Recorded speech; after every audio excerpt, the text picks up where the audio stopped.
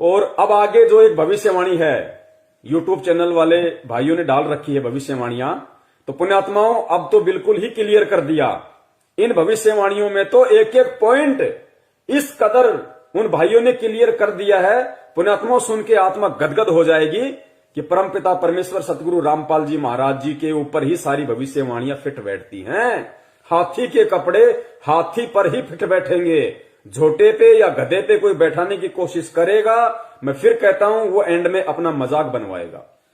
तो अगली भविष्यवाणियां ध्यान से सुनिए परमपिता परमेश्वर सतगुरु रामपाल जी महाराज जी के लिए, क्योंकि एकमात्र बिंदु वही है सभी भविष्य वक्ताओं की, और कोई नहीं है। अरे भैया किसी पे एक पे तो बैठे, एक भी भविष्यवाणी किसी एक पे तो फिट बैठे, लेकिन किसी पे नहीं बैठ रही सिवाय जगत गुरु के, सिवाय बंदी छोड़ सतगुरु रामपाल जी महाराज जी के। सुनिए। हेलो नमस्कार दोस्तों, स्वागत है आप सभी का।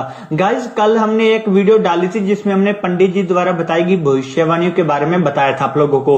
उसमें बहुत सारे लोगों ने कहा था कि इसका सेकंड पार्ट भी लेकर आए। तो गाइज आज हम हाजिर हैं उसके सेकंड पार्ट के साथ। इसमें जो वीडियो में बताएंगे पंडित जी द्वारा जो बातें बताएगी कल के अवतार के बारे में, ऐसी ऐसी बातें जो शायद आप लोगों ने आज तक सुनी ही ना हो। जब मेरे को वो बातें पता चली तो वाकई में मैं भी हैरान रह गया। तो वीडियो एक चीज नोट करना, ये हमारे जितने भी भाई बहन जो यूट्यूब पे वीडियो बना डाल रहे हैं भविष्यवाणियों को लेके, इन सब की नजर में, इन सब की दृष्टि में वो कल की बसा हुआ है, कलयुग के एंड में आने वाला। लेकिन फिर ये कह देते हैं कि वो आ चुका है, वो प्रकट हो चुका है। ये बेचारे भूल जाते हैं कि हमारी दृष्टि तो उस विष्णु अवतार के ऊपर है। तो फिर वर्तमान में कौन आ गया? अगर हम उसके विषय में भविष्यवाणियां कर रहे हैं तो वो तो लाखों वर्ष बाद आना है। फिर वर्तमान में कौन है जो प्रकट हो चुका है इन भविष्यवाणियों के अनुसार? तो इन सब बातों को आप और हमने समझना है कि ये सारी जो भविष्यवाणियां हैं, जो रियल कल की अवतार है परमपिता परमेश्वर सतगुरु रामपाल जी महाराज जी, उनको लेके हैं, उनके विषय में है। तो देखना इनकी प्रत्येक भविष्यवाणी का एक एक शब्द, पुण्यात्माओं एक शब्द भी इधर उधर क्या हो जाए, क्योंकि भगवान जब अपना काम करता है तो 101% पूरा करता है। भविष्य वक्ता भी उतनी ही भविष्यवाणी करेगा जितनी परमपिता परमेश्वर सतगुरु रामपाल जी महाराज जी उसका वॉल्यूम ऑन ऑफ करेंगे, उससे ज्यादा नहीं कर सकता। नास्त्रदमस ने उतना ही बोला जितना परमपिता परमेश्वर कबीर साहिब जी ने उनका वॉल्यूम ऑन ऑफ किया कि बेटा इतना ही बोलना है, क्योंकि मैं सेकंड कमिंग के रूप में कलयुग के दूसरे चरण में जब 8 सितंबर 1951 को धरती पे जाऊंगा दोबारा से, तो मैं वही लीला करूंगा जो लीलाएं आज मैं तेरे से बुलवा रहा हूं। तो परमेश्वर ने उनसे उतना ही बुलवाया जितना आज परमेश्वर को करना था। सुनते जाइए।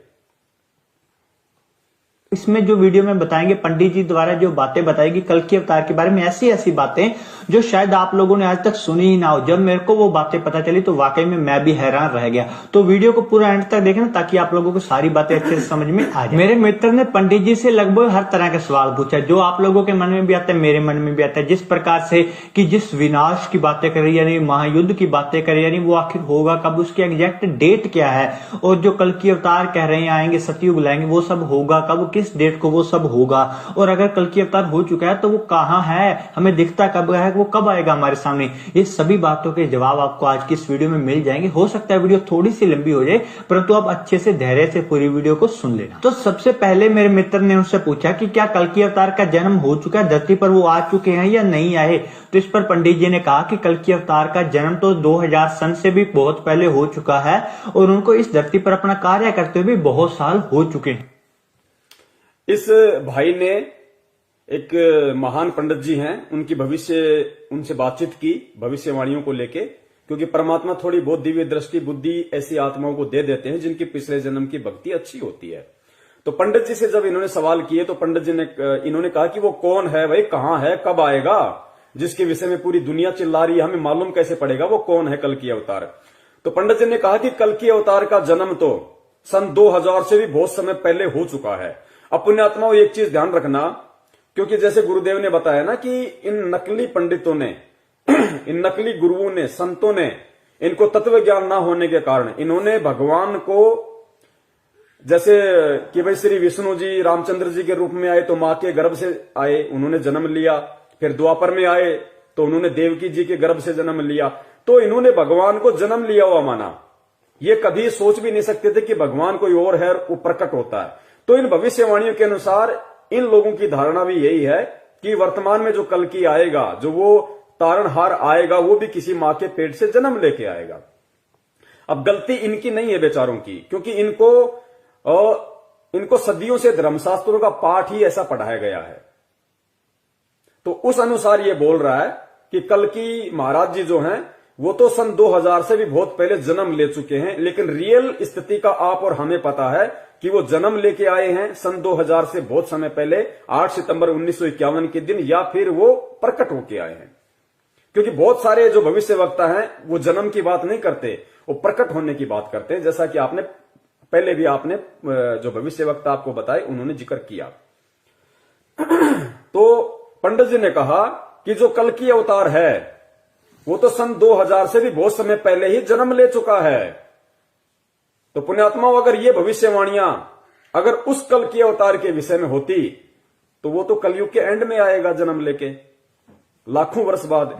तो वर्तमान में जो पंडित जी कह रहे हैं कि वो तो आ चुके हैं भाई, सन 2000 से बहुत समय पहले जन्म ले चुके हैं, तो वो कौन है?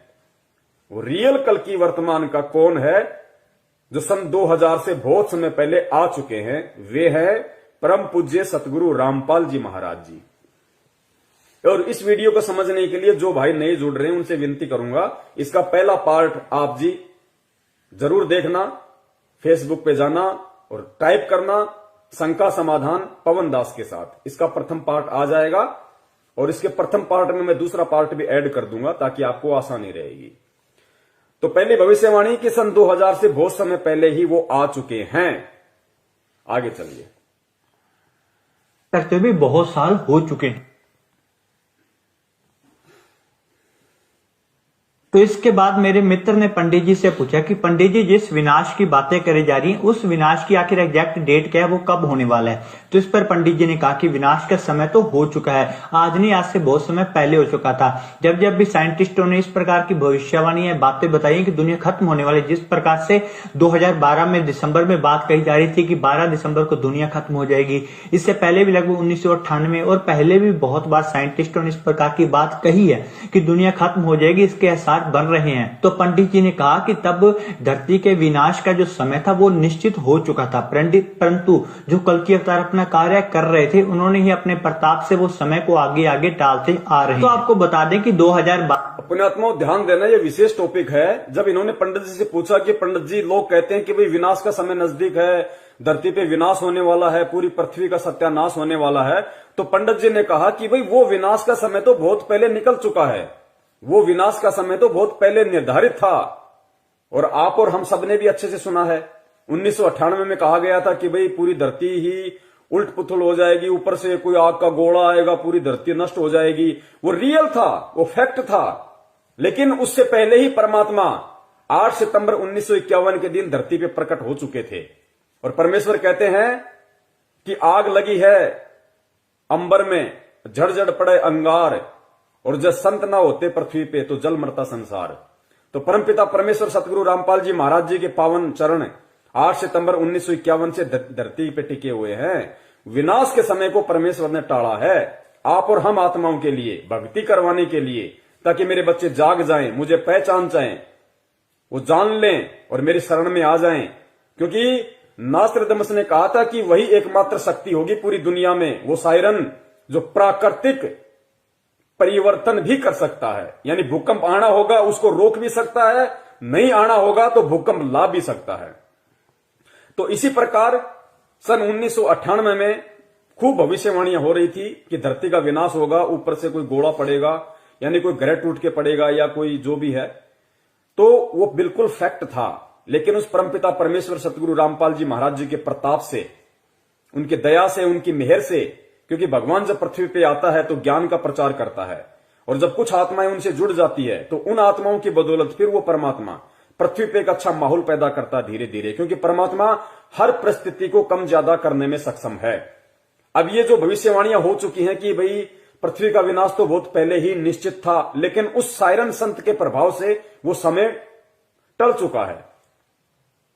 तो 1998 में और उसके बाद में भविष्यवाणी हुई थी सन 2012 में, अगर आपको ध्यान हो तो सन 2012 के लिए कि भाई पाकिस्तान से आग का गोला पड़ेगा, ऐसा कोई परमाणु बम छोड़ा जाएगा, पूरी धरती का विनाश हो जाएगा या भारत का बिल्कुल समूल नाश हो जाएगा। सन 2012 में भी बहुत भयंकर ये वीडियो जो है ये प्रचारित हुए थे। तो विनाश का दौर कब? सन 1998 में। और विनाश का दौर फिर कब होना था? सत्यानाश इस देश का कब होना था? 2012 में। तो ये ध्यान रखना, ये परमपिता परमेश्वर ने जो जो घटनाएं हैं, प्राकृतिक घटनाएं, उनको कम ज्यादा करने में सक्षम है, क्योंकि वो सर्वशक्तिमान है, वो समर्थ है। कहते हैं साहिब से सब होता है, बंदे से कुछ नहीं। वो राई से पर्वत कर दे, फिर पर्वत से राई। वो कुछ भी कर सकता है परमात्मा। 1 सेकंड में पूरी पृथ्वी को उथल पुथल कर सकता है, 1 सेकंड में फिर वैसा का वैसा बना सकता है। किसी को मालूम भी नहीं पड़ेगा, सौपन भी नहीं महसूस होगा। अब ये दोनों जो घटनाएं हैं जो इस भाई ने बताई हैं पंडित जी के अनुसार, इन घटनाओं का आगे चल के क्या रिएक्शन होगा, पुण्यात्माओं देखना, आपकी आंखों से आंसू आएंगे कि परमपिता परमेश्वर इतना बलिदान आप और हम जैसे नीचों के लिए, 2 कौड़ी के जीवों के लिए भक्ति करवाने के लिए परमात्मा कितने कष्ट सहन कर रहा है। तो इन्होंने कहा कि जो विनाश था वो होना निश्चित था, जैसा कि 1998 में बोला जा रहा था, उसके बाद 2012 में। लेकिन उस संत ने अपनी पावर से उस विनाश को टाल दिया आगे से आगे, कि काश मेरे बच्चे समझ जाएं। ध्यान से सुनियो। तो इसके बाद मेरे मित्र ने पंडित जी से पूछा कि पंडित जी जिस विनाश की बातें करी जा रही हैं, उस विनाश की आखिर एग्जैक्ट डेट क्या है, वो कब होने वाला है? तो इस पर पंडित जी ने कहा कि विनाश का समय तो हो चुका है, आज नहीं आज से बहुत समय पहले हो चुका था। जब जब भी साइंटिस्टों ने इस प्रकार की भविष्यवाणी बातें बताई कि दुनिया खत्म होने वाली, जिस प्रकार से 2012 में दिसंबर में बात कही जा रही थी कि 12 दिसंबर को दुनिया खत्म हो जाएगी, इससे पहले भी लगभग 1998 और पहले भी बहुत बार 2012 और 1998 का जिक्र मैं नहीं कर रहा, ये भाई खुद कर रहा है भविष्यवाणी के अकॉर्डिंग।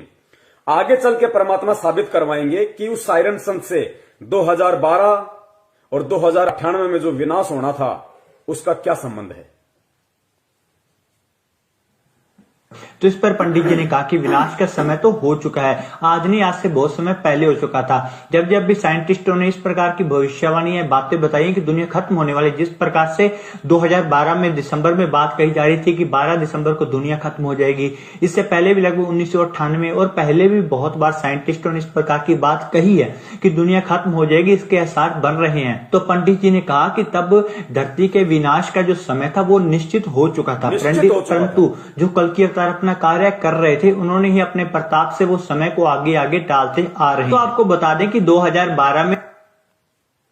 2012 में सिर्फ साइंटिस्टों ने नहीं परंतु बहुत सारे भविष्यवक्ता, जिस प्रकार के इंग्लैंड के एंडरसन और माया कैलेंडर द्वारा भी इस बात के संदेश मिल रहे थे कि 2012 में दुनिया का विनाश हो जाएगा।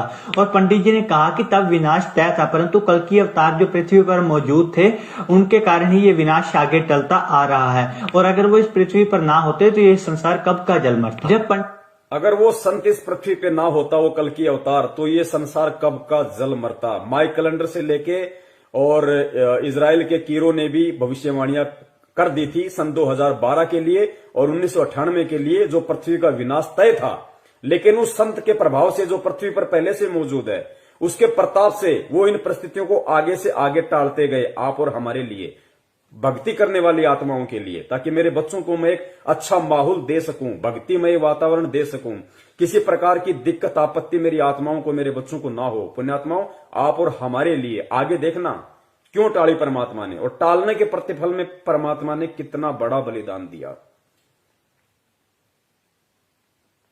कैलेंडर द्वारा भी इस बात के संदेश मिल रहे थे कि 2012 में दुनिया का विनाश हो जाएगा, और पंडित जी ने कहा कि तब विनाश तय था, परंतु कल की अवतार जो पृथ्वी पर मौजूद थे उनके कारण ही ये विनाश आगे टलता आ रहा है, और अगर वो इस पृथ्वी पर ना होते तो ये संसार कब का जल मरता। जब आगे सुनिए। पंडित जी से पूछा गया कि आखिर ये विनाश की तय तारीख क्या है, किस तारीख को ये सब होने वाला है। तो इस पर पंडित जी ने कहा कि ये सब उस अवतार के हाथ में है, क्योंकि जो पहले से विधि विधान द्वारा लिखी गई तारीखें थी विनाश की, महाप्रलय की, वो तो उस अवतार द्वारा आगे टाल दी गई हैं। अब वो किस समय को चुनता है युग परिवर्तन के लिए, ये तो वो जो पहले से विनाश का समय तय था वो तो उस कल्कि ने, उस सायरन संत ने अपने प्रताप से, अपने पावर से आगे टाल दी। लेकिन विनाश फिर भी होना है। अब वो आगे विनाश कब होगा? उसके दोस्त ने पूछा कि पंडित जी फिर वो विनाश होगा कब, जिस विनाश की तारीखों को वो जो अवतार है वो टालता आ रहा है। तो पंडित जी ने कहा कि विनाश तो होना तय है, लेकिन वो कब होगा इसका समय भी वो अवतार ही तय करेगा। वो अवतार ही तय करेगा कि वो विनाश होना कब है। तो पुण्यात्मा, विनाश टाला भी जा सकता है, परमेश्वर के हाथ में। दुनिया अगर उन्हें पहचान ले तो, स्वीकार कर ले तो, अन्यथा ऐसा होना संभव है नहीं ठोकर लगे बिना। तो विनाश तो निश्चित है।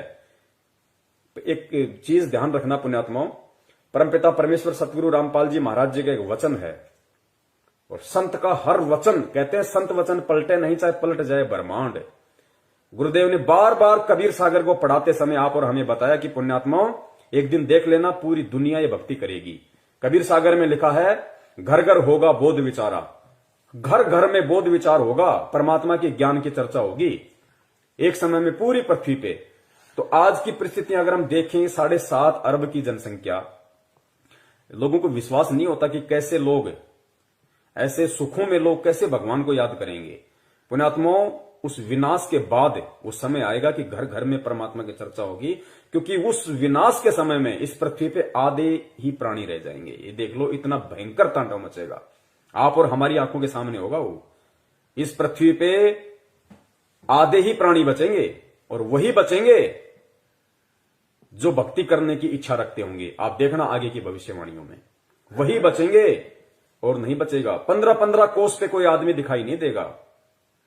भविष्य वक्ताओं ने कहा है कि मकान खाली पड़े रहेंगे, 10-10 मंजिले, 50-50 मंजिले की जो बिल्डिंगें, जो लोगों ने बिना ज्ञान के माया प्राप्ति के लिए बना बना के छोड़ रखी है किराए पे देने के लिए, गुरुदेव ने कहा कि खाली पड़े रहेंगे। इनके अंदर कुत्ते भी नहीं बसेंगे, कुत्ते भी।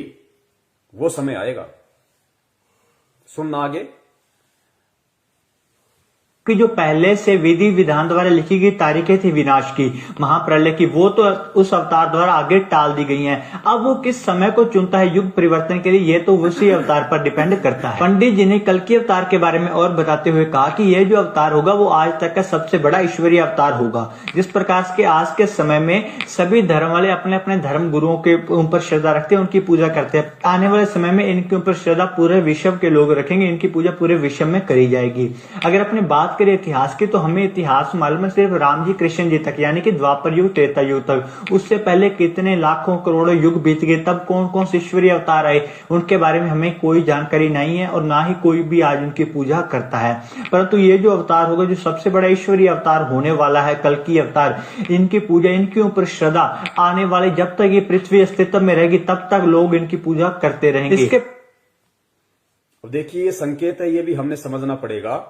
पंडित जी ने कहा कि ये जो आने वाला जो अवतार है, जो ये, इसकी पूजा पूरा विश्व करेगा। ये विश्व का सबसे बड़ा अवतार होगा, और ये सभी धर्मों को एक धर्म में लाके जोड़ देगा। सभी धर्मों को एक धर्म में लाके जोड़ देगा। वो जो कल की अवतार है, जो लाखों वर्ष बाद आने वाला है, वो नहीं कर पाएगा, क्योंकि फिलहाल तो राजा हरिश्चंद्र जी आएंगे आगे, वो तो खाली एक आत्मा है, जबकि खुद विष्णु रूप में राम आए थे, श्री कृष्ण आए थे, वो सभी धर्मों को मिला के एक नहीं कर पाए। तो पुण्यात्माओं, वो पूरी दुनिया में उनकी पूजा नहीं हो पाई। लेकिन इस कल की अवतार के विषय में कहा जा रहा है कि पूरी दुनिया उनकी पूजा करेगी। वो सभी धर्मों को एक कर देगा, सभी धर्म के मानने वाले लोग उसी की पूजा करेंगे, केवल एक ही धर्म रहेगा। और परमपिता परमेश्वर सतगुरु रामपाल जी महाराज जी का पहला नारा है कि जीव हमारी जाति है, मानव धर्म हमारा, हिंदू मुस्लिम सिख ईसाई धर्म नहीं कोई न्यारा। पुण्यात्माओं, एक एक पॉइंट इस परम पिता परमेश्वर के ऊपर फिट बैठेगा। हाथी के कपड़े जोटे पे फिट नहीं बैठेंगे, ध्यान रखियो। आगे सुनिए दूसरी भविष्यवाणी में। मेरे मित्र ने पंडित जी से पूछा कि पंडित जी, अगर उस अवतार में इतनी ज्यादा शक्तियां हैं तो विनाश की क्या जरूरत है, वो तो अपने जादू शक्तियों से वैसे ही सभी को सुधार दे। तो इस पर पंडित जी ने कहा कि जो ईश्वर भी होते हैं वो भी अपने नियमों में बंधे होते हैं, ईश्वर भी कभी अपने प्रकृति के नियमों की उल्लंघना नहीं करते। पंडित जी ने आगे ये भाई कह रहा है कि मेरे दोस्त ने पंडित जी से पूछा कि पंडित जी, आप कह रहे हैं कि वो इतनी बड़ी पावर है, इतना बड़ा अवतार है, तो उसको ये विनाश करने टालने की क्या जरूरत है? वो तो पूरी दुनिया को अपने शरण में ले सकता है, सबको चमत्कार दिखा सकता है, वो तो कुछ भी कर सकता है। तो पंडित जी ने कहा कि देखो, जो ईश्वर होता है वो भी अपनी मर्यादाओं में बंधा होता है। ईश्वर भी जब इस पृथ्वी पे आते हैं तो इस इस प्रकृति के किसी भी नियम को नहीं तोड़ते। तो पुण्यात्मा, ये सत्य है। परमपिता परमेश्वर कबीर साहिब जी का काल के साथ में वचन है। सत्संगों में गुरुदेव ने बताया ना कि बच्चों, मैं काल के साथ वचनबद्ध हूं। आदरणीय गरीबदास जी महाराज जी से परमेश्वर ने कहा कि भाई अनंत कोटि बाजी जहां हम रचे सकल ब्रह्मांड, पर गरीबदास मैं क्या करूं, यो काल करे जीव खंड। कि मैं यहां पे मजबूर हूं, समर्थ होते हुए भी मैं मजबूर हूं, क्योंकि मेरा खुद का वचन इस काल को दिया हुआ है कि भाई जोर जबरदस्ती नहीं करूंगा, मैं ज्ञान प्रचार करूंगा, ज्ञान दूंगा, सत्य बताऊंगा, सत्संग करूंगा। जो उस सत्संग को स्वीकार जो करेगा, जो बुराइयों को त्याग देगा, जो मेरे शरण में आके भक्ति करेगा, वो मेरा, बाकी आपका। तो पुण्यात्माओं, वो खुद ईश्वरीय अवतार स्वयं ही कबीर परमेश्वर जो आए हुए हैं संत रामपाल जी महाराज जी के रूप में, वो भी प्रकृति के नियमों को नहीं तोड़ते परमात्मा। तो ये सिद्ध होता है कि धरती पे परमात्मा मौजूद है। क्यों नहीं तोड़ते नियमों को? क्योंकि परमात्मा ने जब प्रथम सतयुग में अपने पुत्र जोगजीत के रूप में यहां आए और तपतशिला पे जब काल के साथ उनकी वार्ता हुई, तो परमात्मा ने उसी को वचन दिया था। काल ने कहा था कि परमात्मा आप नीचे जाओगे, अपना ज्ञान दोगे, लेकिन जबरदस्ती मत करना। जो आपका ज्ञान समझे वो आपका, जो ना समझे वो मेरा। इस प्रकार परमात्मा प्रकृति के नियमों में बंधे होते हैं। इसका मतलब ये है। मेरे मित्र ने पंडित जी से पूछा कि पंडित जी, अगर उस अवतार में इतनी ज्यादा शक्तियां हैं तो विनाश की क्या जरूरत है, वो तो अपने जादू शक्तियों से वैसे ही सभी को सुधार दे। तो इस पर पंडित जी ने कहा कि जो ईश्वर भी होते हैं वो भी अपने नियमों में बंधे होते हैं। ईश्वर भी कभी अपने प्रकृति के नियमों की उल्लंघना नहीं करते। आगे सुनिए पुण्यात्मा ध्यान से। पंडित जी ने बताया कि जो कल्कि अवतार ने आज से पहले विनाश को टाला है, या आने वाले समय में विनाश के बाद जो वो लोगों की रक्षा करेंगे, वो कल्कि अवतार, उसका बदला भी खुद अपने शरीर पर कष्ट सहकर चुकाना पड़ेगा। क्योंकि ईश्वर भी कभी प्रकृति और कर्मों के नियमों को नहीं तोड़ता, इसलिए वो सभी का बदला अपने शरीर पर समय कष्ट लेकर चुकाएंगे। पुण्यात्माओं, 101% रोक के खड़े होना चाहिए। दास तो बहुत बारी भविष्यवाणी सुन चुका है, क्योंकि दास वीडियो बना रहा है। तो यूट्यूब से दास ने वीडियो लिया, फिर इसको कई बार सुना, और दास ने जब अब भी इसको सुना है तो दास के रोंगटे खड़े हो गए। इस भविष्यवाणी में क्या कहा गया है, एक बार ध्यान से सुनिए।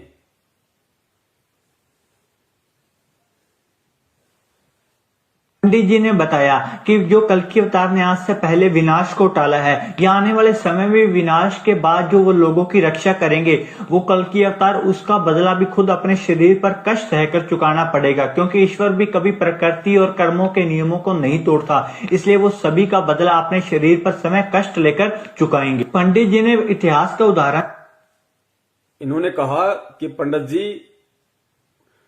जी ने इनको कहा, इनके पूछने पे, कि वो जो कल्कि अवतार होगा, जो तारणहार होगा, और उसने पृथ्वी के विनाश के समय को जो टाला है, यानी सन 1998 में जो पृथ्वी का विनाश होना था, निश्चित था। परमपिता परमेश्वर सतगुरु रामपाल जी महाराज जी ने, उस अवतारी महापुरुष ने उस विनाश को टाला।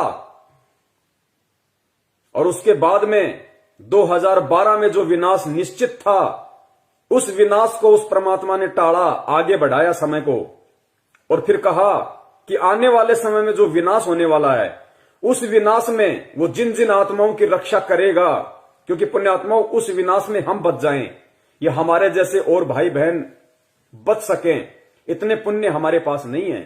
परमात्मा अपने पुण्यों से, परमात्मा अपने प्रभाव से, अपनी शक्ति से, प्रकृति के नियमों को तोड़ते हुए, पुण्यात्माओं देख लो, बाप अपने बच्चों के लिए क्या क्या नहीं करेगा। परमात्मा, क्योंकि काल को चाहिए हिसाब, भाई चाहे कोई मरो कोई बचाओ, मुझे जितने मारने थे मुझे उतने चाहिए। तो परमात्मा अपनी तरफ से, अपने कोटे से हमारी रक्षा करेगा आने वाले समय में, हम भक्तों की भी। और 1998 में जिस विनाशकारी समय को परमात्मा ने आगे बढ़ाया, क्योंकि वो निश्चित था, वो प्रकृति ने निश्चित कर रखा था, काल ने विनाश का समय निश्चित कर रखा था, लेकिन परमात्मा ने उसको आगे बढ़ा दिया, टाल दिया। फिर 2012 में उस विनाश के समय को टाल दिया। तो पंडित जी ने कहा कि भगवान भी कभी प्रकृति के नियमों को नहीं तोड़ते।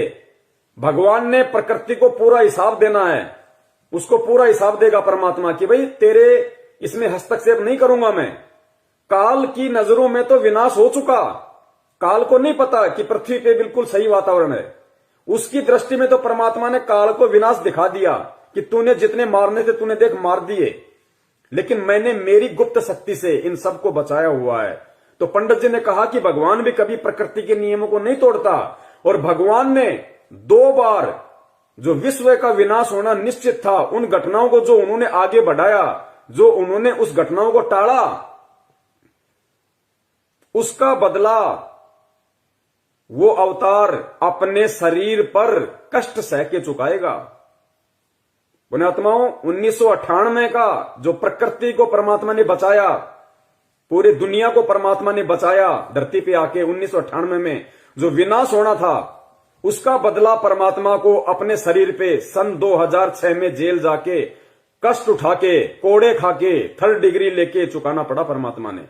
1998 के विनाश को आप और हम जैसे दुष्टों से भक्ति करवाने के लिए, राजनीति करवाने के लिए नहीं, आरक्षणबाजी करवाने के लिए नहीं, हम जैसे दुष्टों से भक्ति करवाने के लिए, हमारे आत्म कल्याण के लिए परमात्मा ने 1998 का जो निश्चित था विनाश, उसको टाला और काल के डॉक्यूमेंट्स में उसको पूरा किया, अपने शरीर पे कोड़े खाके। सन 2006 में परमात्मा जब करोथा कांड हुआ जेल गए, 2008 में आए, और करोथा कांड में दास ने पहले भी जिक्र किया था पुण्यात्मा, रोहतक जेल में थे परमात्मा, परमेश्वर का रिमांड, क्योंकि वो परमेश्वर को परमेश्वर नहीं मानते, क्योंकि परमेश्वर एक आम व्यक्ति की भूमिका में है। रिमांड हुआ परमात्मा का, अपने शरीर पे परमात्मा ने कोड़े खाए, कष्ट सहन किया। हिसार रोहतक जेल में परमेश्वर के रिमांड के दौरान जो अंदर जो व्यक्ति थे, जो बताते हैं कि छाती के बाल तक उखाड़ लिए गए थे परमपिता परमेश्वर सतगुरु रामपाल जी महाराज जी के। वो कष्ट परमात्मा ने आप और हम जैसे दुष्टों के लिए सहन किया, जो पंडित जी अपनी भविष्यवाणी में बता रहे हैं। हालांकि उन्हें नहीं पता वो कौन है, लेकिन उसका निर्णय तो आज आप और हम करेंगे, क्योंकि वो दृष्टि परमात्मा ने आप और हमें दी है। तो 1998 का जो विनाश था, उसको परमेश्वर ने टाला, और उस विनाश की सजा परमेश्वर ने 2006 में अपने शरीर के ऊपर ली। फिर 2012 का विनाश था, परमात्मा ने उसको टाला, और उस विनाश की सजा परमात्मा ने 2014 के बाद में 4 बार परमेश्वर का रिमांड वहां पे हुआ। इस बात को आप और हम समझ सकते हैं कि परमेश्वर आम संत की भूमिका में है, और जेल वाले उन्हें कोई भगवान नहीं मानते, कोई परमात्मा नहीं मानते, उनकी नजर में वो कैदी है, मुजरिम है। तो 2012 का जो विनाश निश्चित था, उस घटना को परमेश्वर ने आगे बढ़ाया, और उस घटना का जो वो दंड था, वो परमेश्वर ने अपने शरीर पे भोगा 2014 के करोथा कांड के बाद में। तो पुण्यात्माओं,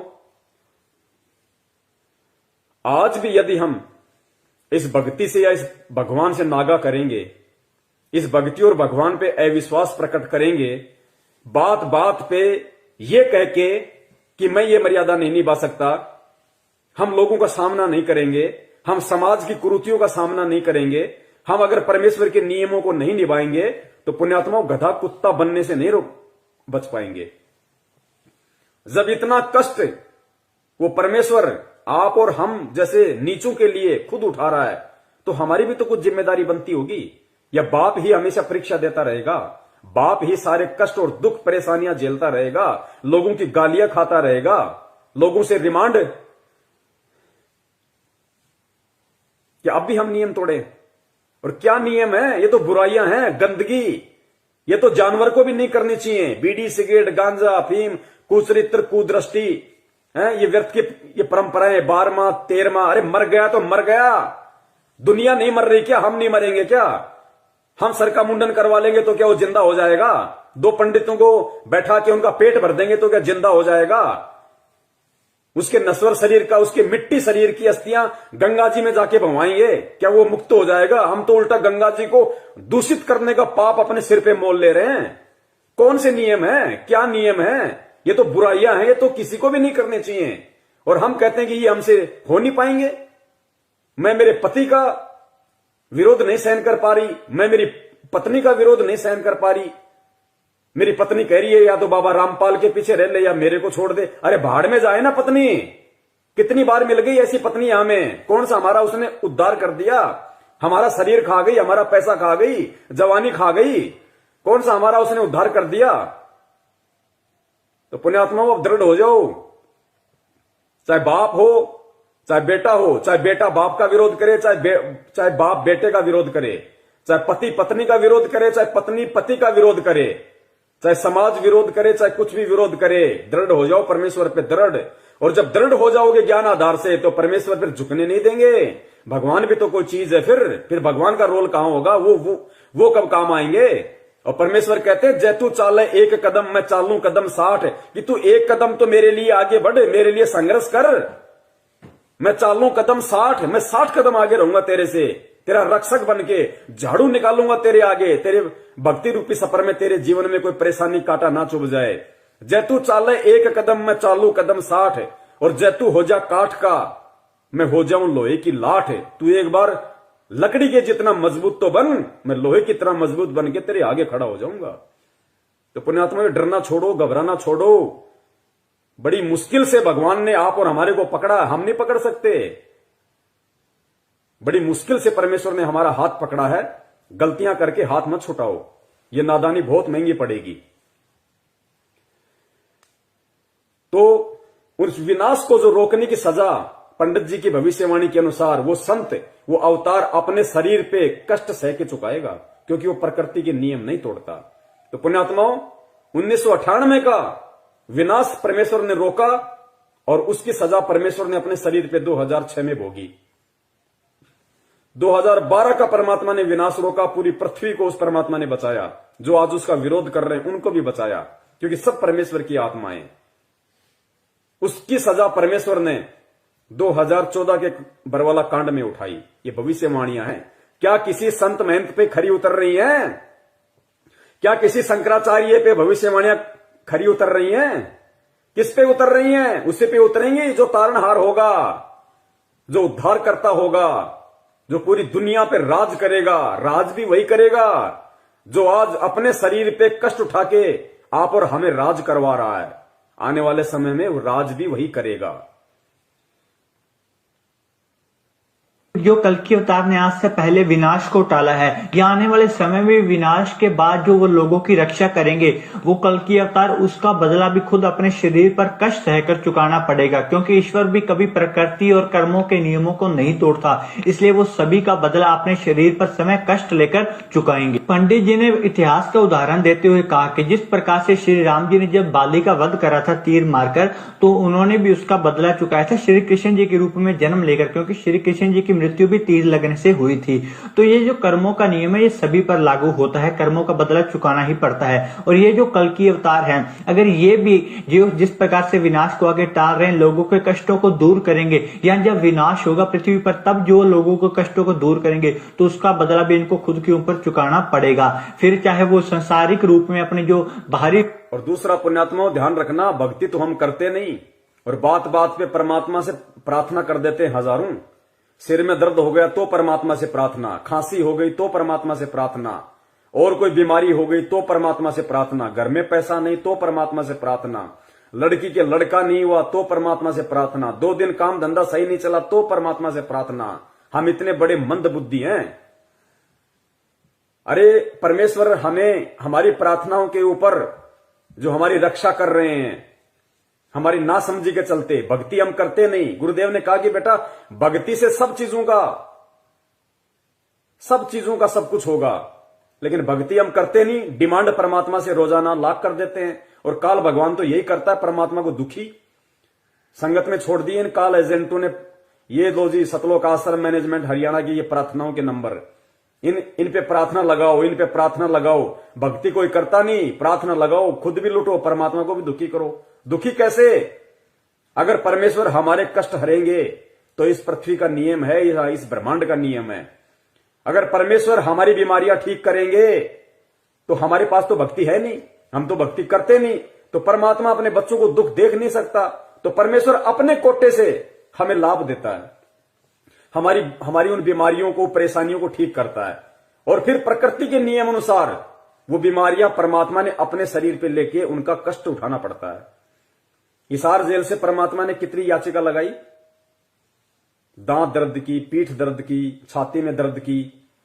पुण्यात्माओं, ये हमारी अनावश्यक जो डिमांड है परमात्मा से, कार की, कोठी की, पैसों की, लड़कों की, लड़कियों की, गाड़ी की, घोड़ों की, ये अनावश्यक जो हमारी डिमांडें है ना, हमारी मंद बुद्धि के चलते जो हम उस परमात्मा से करते हैं, वो परमात्मा तो दयालु है, वो तो डिमांडें पूरी अपनी करेगा। क्योंकि जो व्यक्ति जब बल्कि माता पिता बन जाते हैं ना, तब उन्हें मालूम पड़ता है।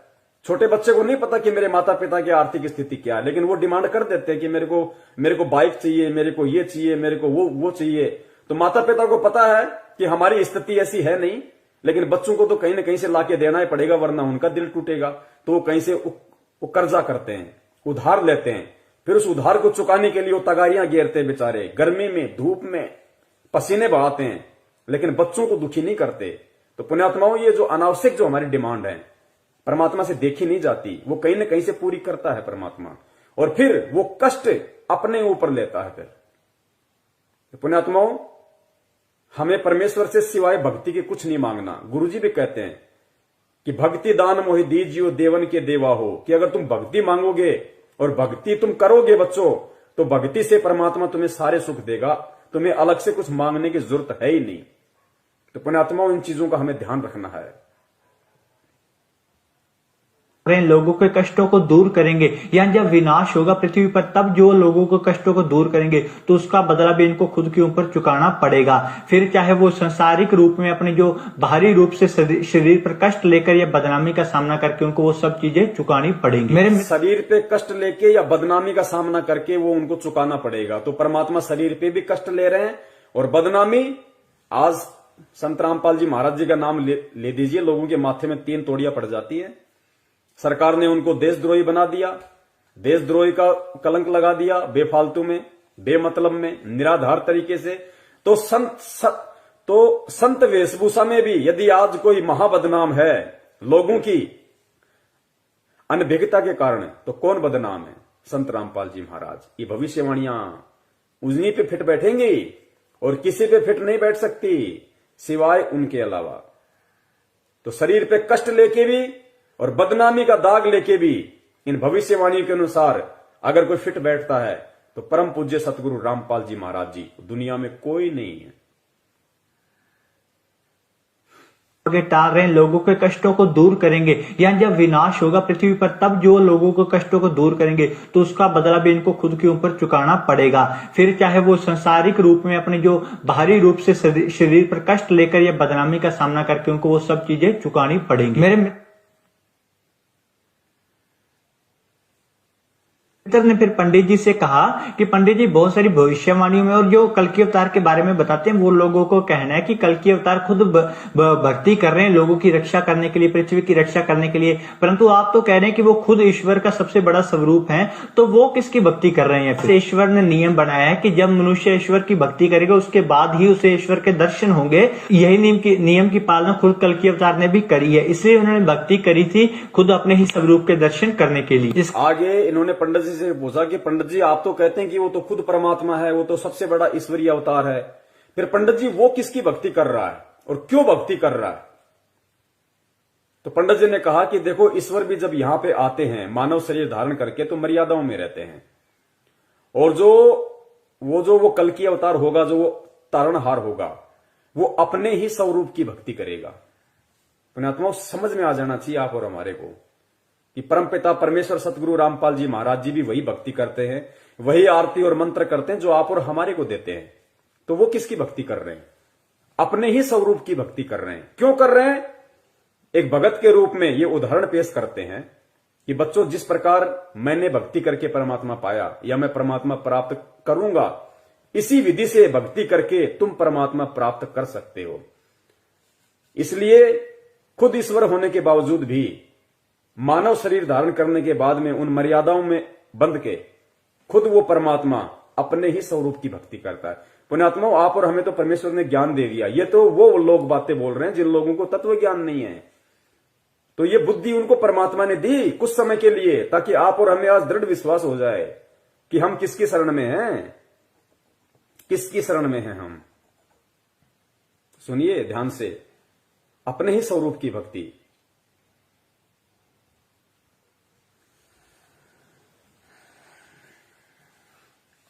मित्र ने फिर पंडित जी से कहा कि पंडित जी बहुत सारी भविष्यवाणियों में और जो कल्कि अवतार के बारे में बताते हैं वो लोगों को कहना है कि कल्कि अवतार खुद भक्ति कर रहे हैं लोगों की रक्षा करने के लिए, पृथ्वी की रक्षा करने के लिए, परंतु आप तो कह रहे हैं कि वो खुद ईश्वर का सबसे बड़ा स्वरूप है, तो वो किसकी भक्ति कर रहे हैं? ईश्वर ने नियम बनाया है कि जब मनुष्य ईश्वर की भक्ति करेगा उसके बाद ही उसे ईश्वर के दर्शन होंगे। यही नियम की पालना खुद कल्कि अवतार ने भी करी है, इसलिए उन्होंने भक्ति करी थी खुद अपने ही स्वरूप के दर्शन करने के लिए। क्योंकि उनसे बढ़ के तो कोई है नहीं जो वो उनकी भक्ति करें, क्योंकि खुद कबीर परमात्मा संत रामपाल जी महाराज जी के रूप में, अब वो किसकी भक्ति करें? उनसे ऊपर कोई है ही नहीं, कोई देव ही नहीं है उनसे ऊपर। वो खुद ही सृष्टि के रचनहार हैं, सारे ब्रह्मांडों पे उनकी सत्ता है, एकमात्र वो प्रजा पालक हैं, शासक है। वो किसकी भक्ति करेंगे? तो देखो, वो तत्व ज्ञान से अनभिज्ञ व्यक्ति भी ये कह रहा है कि वो अपने ही स्वरूप की भक्ति कर रहा है।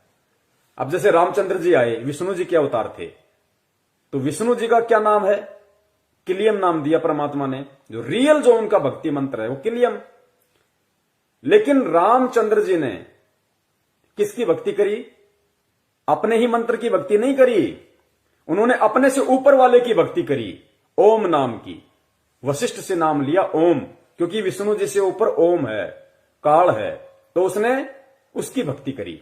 फिर श्री कृष्ण जी के रूप में आए वही विष्णु भगवान, तो उन्होंने अपने नाम की भक्ति नहीं करी, अपने से ऊपर की भक्ति की, ओम नाम की, दुर्वासा से नाम लेके। और यहां पंडित जी की भविष्यवाणी के अनुसार जो वो आएगा महापुरुष, वो किसकी भक्ति करेगा? वो अपने ही स्वरूप की भक्ति करेगा, क्योंकि उससे ऊपर कोई नाम है ही नहीं, उससे ऊपर कोई देव है ही नहीं, उसके अलावा कोई देव है ही नहीं। तो पुण्यात्मा समझ में आ जाना चाहिए कि भक्तिहीन प्राणी भी ये साबित कर रहे हैं कि धरती पे भगवान मौजूद है संत रामपाल जी महाराज जी के रूप में। कहां धक्के खा रहे हैं हम।